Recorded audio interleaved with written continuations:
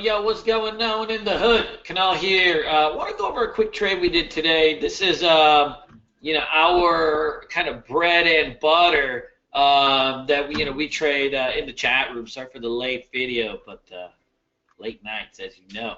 But we had some pretty good trades today in AAOI. So this is, in the chat room, we started shorting this right at 45.69, so 800 shares. I added 200 more a little bit later. But one of the interesting things about this type of setup that I really like is that we trade news all the time, right? Stocks that are reacting well to good news or bad news. And so AAOI has been a stock that's been really on a fantastic run for over a year, really the last couple years. And so recently they were having this kind of huge downtrend for the last couple weeks. And so what the company did was they put a surprise earnings out saying, hey, the earnings are going to be really good.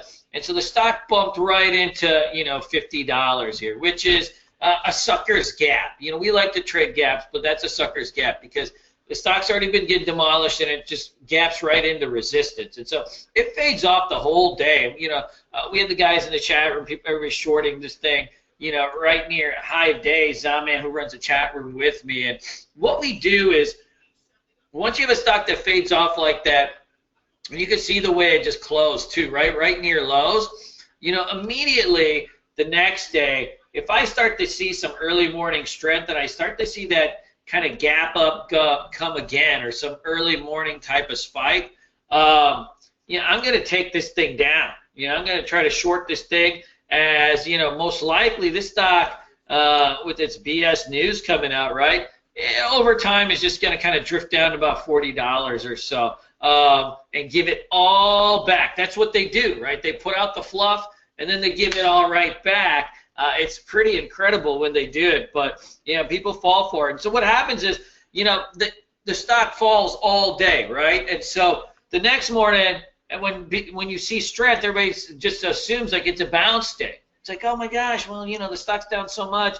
from its highs on Thursday that maybe it's due for a bounce. And so as soon as this thing starts to spike up, when it breaks back under this VWAP here, I just take this thing short, put my stop at high of day, right? So I'm risking my 40, 50 cents. And then as I start to get set up, so I start adding to it, right? And so I added 800 shares, and I added a couple hundred more.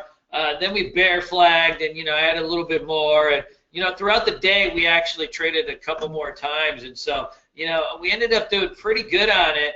But overall, it was just such a simple setup on it. I ended up booking like $800 on it, trading it back and forth a few times. But